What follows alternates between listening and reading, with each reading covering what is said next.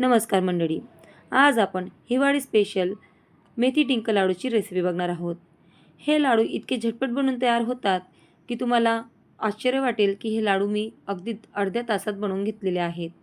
अगदी तोंडात टाकताच विरघळतील आणि त्याचबरोबर जर का तुम्ही ही रेसिपी फॉलो केली तर नक्कीच तुम्हाला फायदेशीर ठरेल. कारण यामध्ये मी अशी एक वस्तू टाकलेली आहे ज्यामुळे आपले जे सांधे आहेत, गुडघे आहेत, जे काही तुम्हाला हाडांचा जो त्रास होतो, जे तुमचे मणके वगैरे दुखतात, ते देखील दुखायचं बंद होईल. तर त्यासाठी तुम्ही ही रेसिपी किंवा हा व्हिडिओ नक्की पूर्ण बघा, जेणेकरून तुम्हाला हा व्हिडिओ फायदेशीर ठरेल. तर इथे मी 1 वाटी मेथी दाण्याचं पीठ घेतलेलं आहे. आता ते मेथी दाण्याचं पीठ मी इथे तेलामध्ये भिजत आहे. तर इथे मी शेंगतेल घेतलेलं आहे. तर अर्धी वाटी शेंगतेलमध्ये मी हे जे आपलं मेथी दाण्याचं पीठ आहे, ते व्यवस्थित असं भिजवून घेत आहे. आता आपण हे जे मेथी दाण्याचं पीठ शेंगदाण्याच्या तेलामध्ये भिजलेलं आहे, ते रात्रभर असंच झाकून एका साईडला ठेवून द्यायचं आहे. तर दुसऱ्या दिवशी आपण हे पिठाचा वापर करणार आहोत. तर एकीकडे आपण एक कढई घ्यायची आहे, जाड बुडाची कढई घ्यायची आहे, जेणेकरून आपण जे काही जिन्नस त्यामध्ये भाजू किंवा शेकू तेलामध्ये, ते त्यामध्ये चटकणार नाही आणि जास्त प्रमाणात असे भाजले जाणार नाही. यामुळे आपण इथे जाडबुडाचीच कढई घ्यायची आहे. तर इथे मी 2 वाट्या खोबऱ्याचा कीस घेतलेला होता. तो देखील व्यवस्थित असा हातात चुरा होईल एवढ्यापर्यंत मी असा शेकून घेतलेला आहे. आता एकीकडे मी त्याच कढईमध्ये खसखस घातलेली आहे. खसखस देखील व्यवस्थित अशी परतून घ्यायची आहे, जेणेकरून त्यातला कच्चापणा हा निघून जाईल. आता आपण त्याच कढईमध्ये जे ड्राय इन्ग्रीडियंट्स म्हणजेच आपले जे काही सुके मेवे असतील त्यामध्ये टाकून घेणार आहोत. आता एकीकडे मी त्याच कढईमध्ये 1 वाटी तेल घातलेलं आहे आणि त्यामध्ये मी 1 वाटी जो आपला डिंक असतो तळायचा तो डिंक घातलेला आहे. तर तो डिंक आपण व्यवस्थित असा फुलेपर्यंत असाच परतत राहायचा आहे, चमच्याच्या सहाय्याने असा हलवत राहायचा आहे. तर इथे आपला हा डिंक देखील असा व्यवस्थित असा फुलून झालेला आहे. तो डिंक आता आपण एका दुसऱ्या भांड्यात म्हणजेच एका परातमध्ये काढून घेणार आहोत.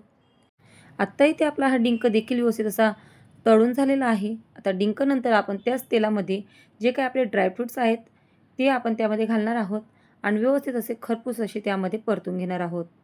ज्या वाटीने आपण डिंक घेतला होता, ज्या वाटीने आपण खोबरं घेतलेलं होतं किंवा खसखस घेतलेली होती, त्याच वाटीने मी इथे ड्रायफ्रुट्स देखील घेतलेले आहेत. ड्रायफ्रुट्समध्ये मी इथे घेतलेलं आहे अक्रोड, त्याचबरोबर काजू आणि बदाम. तर आता त्या तेलामध्ये मी इथे घेत आहे 2 वाटी गव्हाचं पीठ, म्हणजेच 2 कप गव्हाचं पीठ घेत आहे. तर त्यामध्ये सुरुवातीला थोडंसं तेल होतं कढईमध्ये, त्यावरच आपण हे पीठ घातलेलं आहे आणि व्यवस्थित असं गोल्डनसर होईपर्यंत आपण हे पीठ असं त्याचा कलर चेंज होईपर्यंत असंच परतत राहायचं आहे. चमचा बिलकुलही साईडला ठेवायचा नाही आहे. जर का आपण चमचा साईडला ठेवला आणि पीठ जर का कढईला खाली चटकलं, तर मग का आपली लाडूची ही जी चव असते ती बिघडते.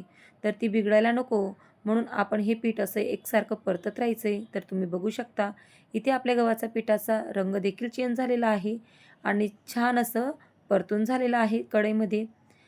आता आपलं गव्हाचं पीठ देखील काढून झालेलं आहे. आता त्यानंतर आपण त्यामध्ये घालणार आहोत शिंगाडा पीठ. तर या शिंगाडा पिठाचाच मी सुरुवातीला तुम्हाला उल्लेख केलेला होता की मी एक वस्तू तुम्हाला अशी सांगणार आहे की जी मी त्यामध्ये घालणार आहे मेथी डिंकच्या लाडूमध्ये, ज्यामुळे तुमची हाडं दुखणार नाहीत, गुडघे दुखणार नाहीत, तुम्हाला जो काही त्रास होतो तो होणार नाही आणि तुम्हाला खूप फायदेशीर ठरेल म्हणून. तर हे तेच पीठ आहे. तर नक्की तुम्ही या पिठाचा वापर करा, कारण शिंगाडा पिठाचे खूपच असे अगणित फायदे आहेत जे की आपल्याला होत असतात आणि आपण ते खायला खूपच कंटाळा करतो नाही तेव्हा. तर तुम्ही ते पीठ असं न खाता, तुम्हाला त्या शिरा न बनवता, बाकी गोष्टींमध्ये त्याचा वापर न करता, तर तुम्ही लाडूमध्ये त्या पिठाचा वापर करू शकता. तर एकीकडे मी खारीक पावडर घेतलेली आहे. मी इनडायरेक्ट खारीक न दळता खारीक पावडर रेडीमेड मागवली होती, ती मी यामध्ये टाकणार आहे. तर ड्रायफ्रूट एकीकडे मी असे दळून घेत आहे आणि डिंक देखील असा दळून घेतलेला आहे. तर इथे मी पाव लिटर असं तेल टाकलेलं होतं, पाव किलो सॉरी, आणि त्यामध्ये मी काही गूळ टाकलेला होता अर्धा किलोच्या आसपास. तो गूळ व्यवस्थित असा त्या तेलामध्ये असा मेल्ट करून घेणार आहे. आता ते मेल्ट करून झाल्यानंतर त्यामध्ये आपलं जे काही रात्रभर भिजलेलं मेथी दाण्याचं पीठ होतं ते त्यामध्ये मी इथे घालणार आहे. आता ते पीठ त्यामध्ये घातल्यानंतर व्यवस्थित असं मिक्स करून घ्यायचं आहे. आता आपला गूळ देखील व्यवस्थित असा मेल्ट झालेला आहे, त्यामध्ये वितळलेला आहे. तर एकीकडे आपण एका कढईमध्ये जे काही पीठ होतं गव्हाचं त्यामध्येच डिंक वगैरे असं बारीक करून ड्रायफ्रूट्स बारीक करून त्यामध्ये टाकलेलं आहे. पीठ वगैरे सगळं त्यामध्ये टाकलेलं आहे. तर आत्ता आपण हे सगळं जे काही जिन्नस आहे त्यामध्ये ओतणार आहोत आणि व्यवस्थित असं चमच्याच्या सहाय्याने असं मिक्स करून घ्यायचं आहे. हाताचा बिलकुलही वापर इथे आपण करायचा नाही आहे. कारण जसं तुम्ही त्यामध्ये हात टाकाल तर तुम्हाला खूपच असे चटके बसतील. तर व्यवस्थित असं अगोदर चमच्याच्या सहाय्याने मिक्स करायचं आहे आणि मग 15-20 मिनिटानंतर आपण हे लाडू असे वळून घ्यायचे आहेत. तर फक्त अर्ध्या तासात मी इथे हे लाडू बनवून घेतलेले आहेत. तर तुम्हाला ही रेसिपी कशी वाटली मला नक्की कमेंटमध्ये कळवा आणि ही रेसिपी नक्की ट्राय करून बघा.